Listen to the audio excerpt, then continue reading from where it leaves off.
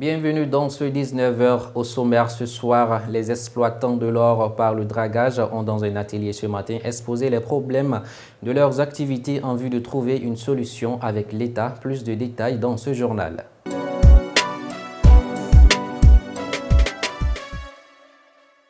Mesdames et messieurs, bonsoir et bienvenue dans ce 19h. La traditionnelle conférence de presse de la DIRPA sur la situation sécuritaire du pays dans le mois de novembre s'est tenue le lundi 12 décembre dernier. Selon le bilan donné, plusieurs terroristes ont été neutralisés.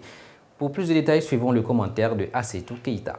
Le directeur des informations et des relations publiques des armées, le colonel Souleymane Dambélé, lors de la conférence mensuelle de sa structure sur la situation sécuritaire du pays, a fait le bilan des opérations du mois de novembre des FAMA dans la lutte contre le terrorisme. Il s'agit d'un mois mouvementé comparativement à celui d'octobre dernier. Dans son intervention, le colonel Souleymane a précisé que depuis un certain temps, sur la base des renseignements, les FAMA sont en train de traquer des groupes armés terroristes jusque dans leur retranchement. Ces terroristes qui n'ont plus de moyens de pression sur les FAMA agissent à travers des poses, des engins explosifs improvisés et des dissimulations au sein de la population. Cependant, il a précisé que les forces armées maliennes, à travers des opérations aéroportées, aéroterrestres, des patrouilles et des missions d'escorte, ont enregistré des résultats exaltants. Pour preuve, sur les théâtres centres, dans la région de Mopti, théâtre Est, Gao, Onsongo, Menaga, Kidal et théâtre Sud, Nara, Koutiala, Sigasso, plusieurs opérations menées ont permis de neutraliser 70 terroristes, 9 motos récupérées, 9 armes de tout calibre saisies, 15 tonnes de céréales de zakat découvertes et distribuées aux populations,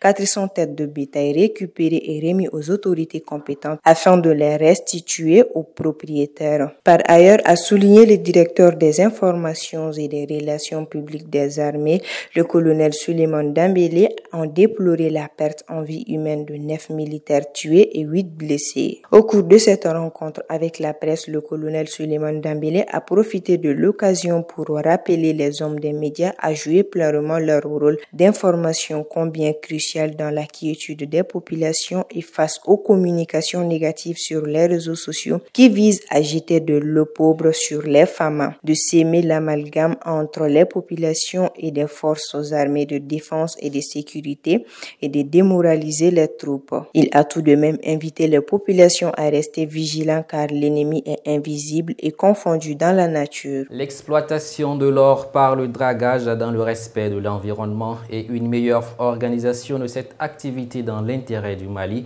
c'est le thème de l'atelier sur l'exploitation de l'or par le dragage au Mali tenu ce lundi au Centre international de conférence de Bamako. L'occasion était pour les acteurs d'échanger afin de trouver les voies et moyens avec l'État pour normaliser leur travail. Compte rendu avec Moussa Samanké.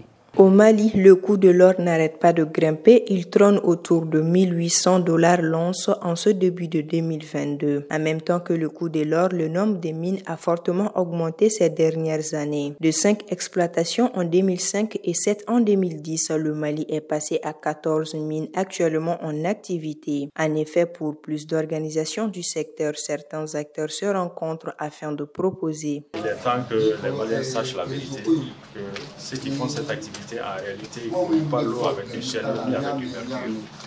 Donc l'atelier, c'est pour venir expliquer aux Maliens voilà, les côtés négatifs qu'on essaie de couper à cette activité-là.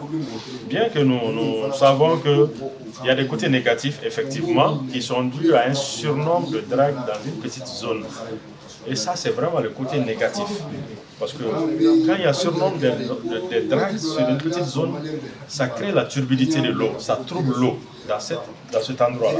Ce qui fait que les animaux aquatiques qui vivent dans ces zones auront du mal à survivre. Et là, est-ce que cette faute-là, c'est à l'État de pouvoir corriger ça? Selon certaines données, la production artisanale de l'or est estimée à 6 tonnes en 2020 et 2021 avec environ 350 sites répertoriés qui produisent 10 à 15 tonnes annuelles. Malgré ces résultats appréciables, les exploitants de l'or par dragage disent ne pas profiter de leurs efforts.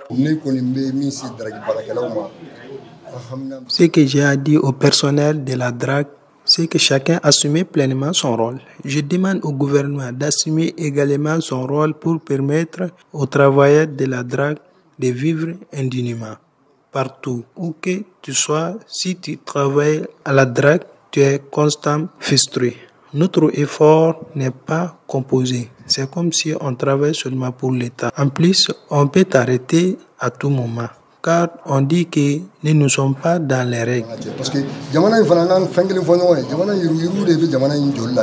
La plus grande partie de l'or produit dans les mines artisanales du Mali est achetée par des petits négociants qui fournissent des intermédiaires et des maisons de négoce. À présent, l'actualité internationale qui nous amène au Libéria avec la manifestation pacifique contre le président George Weah. En Ouganda, avec la levée du confinement mis en vigueur depuis 2 mois dans le district de Mebende et de Kazanda. Et en France, où les forces de l'ordre ont une fois de plus été victimes de violences. C'est commenté par Tinazoum Touré. Au Libéria, quelques centaines de Libériens ont manifesté pacifiquement samedi contre le président George Weah, près de Monrovia, à l'appel de l'opposition qui l'accuse de tous les maux. Devant la dégradation des conditions de vie 1 an avant les élections, nous sommes fatigués de souffrir.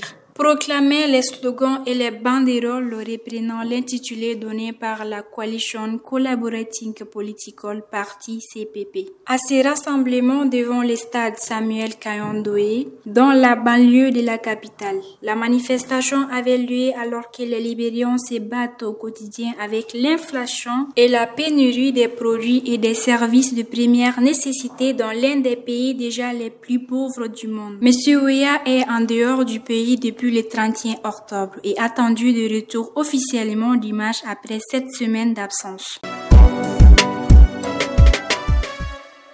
Au Ouganda, les autorités ougandaises ont levé samedi le confinement en vigueur depuis 2 mois dans les districts de Mibande et Kazanda pour cause d'Ebola. Les 2 districts en question avaient été confinés par le président Yoweri Museveni le 15 octobre dernier.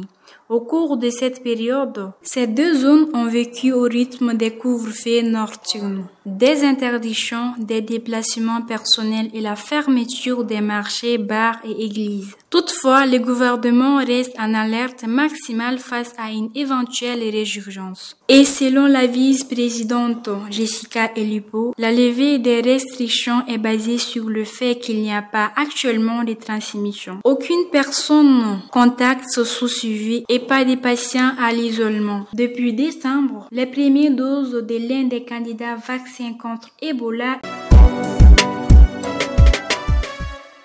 était arrivé en Ouganda. En France, les Champs-Élysées ont été une nouvelle fois le lieu qui a catalysé la violence de la soirée. Après le départ d'une partie des supporters en fin du match, des tirs de mortier d'artifice ont éclaté et ont visé principalement les forces de l'ordre. Et c'est alors que la préfecture de police avait prévu un impressionnement dispositif de sécurité comprenant des centaines de policiers et gendarmes et une circulation très limitée aux abords de la plus belle avenue du monde. Au total, 227 personnes ont été interpellées, dont 47 dans la zone de la préfecture de police, a annoncé ce lundi matin le ministère de l'Intérieur. Maintenant, place à la rubrique « Connais-tu ton pays ?» C'est au tour aujourd'hui de la République des Seychelles. Les Seychelles en forme longue, la République des Seychelles est un archipel de 116 îles situé dans l'ouest de l'océan Indien et rattaché au continent africain. Toutes ces îles sont regroupées en un État dont la capitale est la ville de Victoria sur l'île principale de Mahé. Dirigée par Wewel Ramkalawan de 2020 à maintenant, la capitale des Seychelles est Victoria. Sa superficie totale est de 455 km² colonisée par le Royaume-Uni. Les Seychelles ont pris leur indépendance le 29 juin 1976. Sa population totale est de 96 387 habitants avec une densité de 212 habitants par km². Ses langues d'expression officielles sont le créole séchellois, anglais et français. Sa monnaie est roupie séchelloise. Sa devise est « La fin couronne l'œuvre ». Son hymne est « Unissons-nous séchellois ». Son indicatif téléphonique à plus 248. Le drapeau des Seychelles se compose de 5 écharpes obliques triangulaires bleues et jaunes. quadrangulaires rouges, triangulaires blanches et vertes qui prennent toutes les 5 leur origine dans le coin du dress inférieur. Adopté le 18 juin 1996, il réunit les couleurs des 2 principaux partis du pays, le Parti uni du peuple des Seychelles, rouge, blanc, vert, et le Parti démocratique, bleu, jaune. Il symbolise le passage à l'ère du multipartisme. C'est tout pour ce journal. Merci de nous avoir suivis. Nous vous retrouvons demain pour plus d'actualités. C'est sur Tazoudé TV. Bonne suite de programme.